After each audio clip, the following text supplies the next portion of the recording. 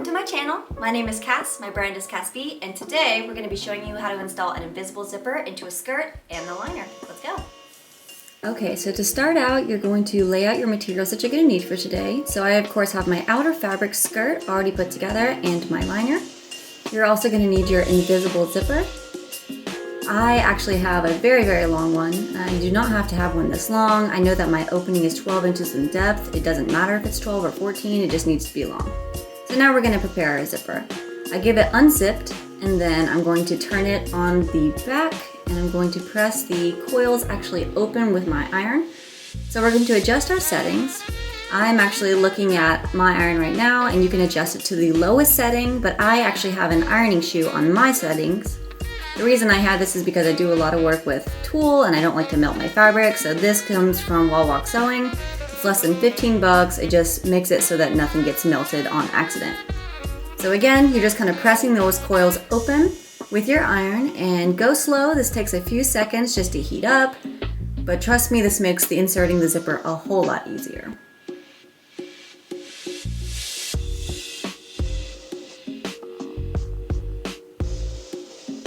So we're laying out our outer fabric for our skirt. You can see that we have our seam allowance still left open and we have our seam actually finished down to the butt of the zipper, so I'm going to show you how to attach it. I actually didn't finish my seam edges. This is something that you can or don't have to do. I just didn't do it because we're going to be sandwiching the seam in between two layers, so you're not going to see the unfinished edge anyways. Looking at this zipper, we're going to install it a couple inches past where our seam has actually finished, so that the zipper disappears very easily into the garment. So we're going to pin it down first and then we'll get started. So let's take a look at our zipper foot options. You have 3 zipper foots actually available to you. You have 2 that are really skinny, they look like this. One has a groove on the right hand side and one has one on the left hand side. I prefer the presser foot that has the groove on the left hand side, and that's because you can just get a lot closer to the coils and it doesn't bulk up like the sewing machine with all the fabric on the right hand side of this machine arm.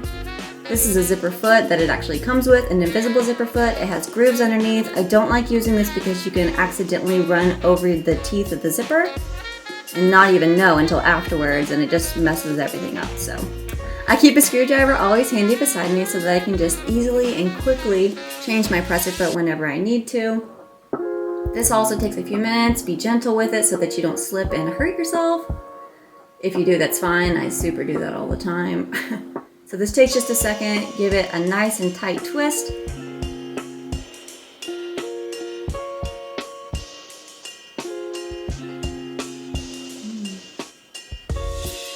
So once that's done, you're going to pull your thread to the back, and I'm going to get my pinned zipper all together and prepared to sew it down. Directionally, pinning is very important so that your zipper doesn't slide around whenever you're sewing. We're going to start at the top and go along this grooved edge that you can kind of see whenever I push back the coils. We're going to go all the way down. We're going to start with the right hand side and then we're going to pin down the other side separately after we have this attached. So let's go ahead. At the start of the zipper, this is kind of difficult, but just go slow with it. Essentially what we're wanting to do is follow along the little channel that is revealed whenever you push back the coils of the invisible zipper. So this takes a few minutes, go slow with it. If you try to go too fast, if you don't pin it correctly, you can end up with unnecessary gathers and pleats accidentally tucked within your invisible zipper, and then you have to rip it out anyway. So waste of time, just go ahead and pin it, take the extra few minutes that it takes to get it together. So now that we're sitting down at the butt of the seam opening, we've already sewn down the top section, but we're going to be sewing the coils just down to the seam allowance. If you sew it accidentally to both sides, you will absolutely see a weird pleat on the outside of the fabric, so we don't want to do that.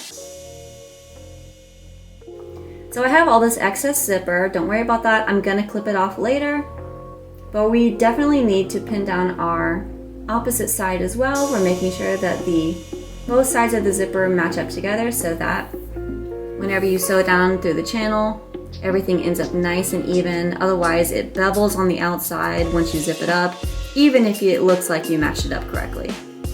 So let's get to it. So again, you're just sewing the other side of the zipper down to the seam allowance.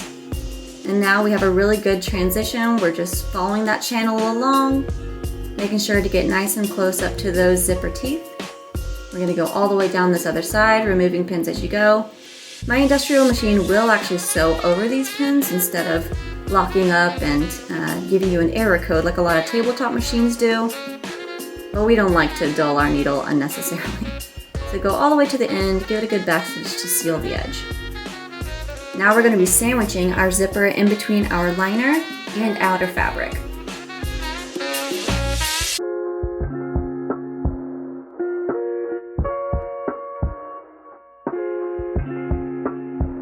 So with zipper feet that are skinny like this, sometimes the fabric doesn't actually catch underneath the feed dogs. So if you need to raise your presser foot and lower it and backstitch a couple times, this is absolutely normal, so feel free to do so. You're not doing anything wrong. It just takes a little bit of finagling. So you're going down this outer channel here.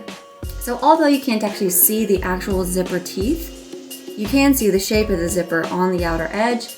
So you're just using your zipper foot to kind of follow along.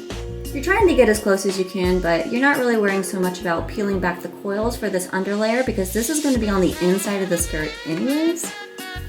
So you're going all the way down. It's a slow process, so just give it a few minutes. And the nice thing is that it's already attached to the seam allowance, so you don't have to worry so much about pushing things around and making sure it's matched up evenly because you've already sewn one side down. And then you're just going to repeat this process on the other side of the skirt as well, so that it's nice and seamless.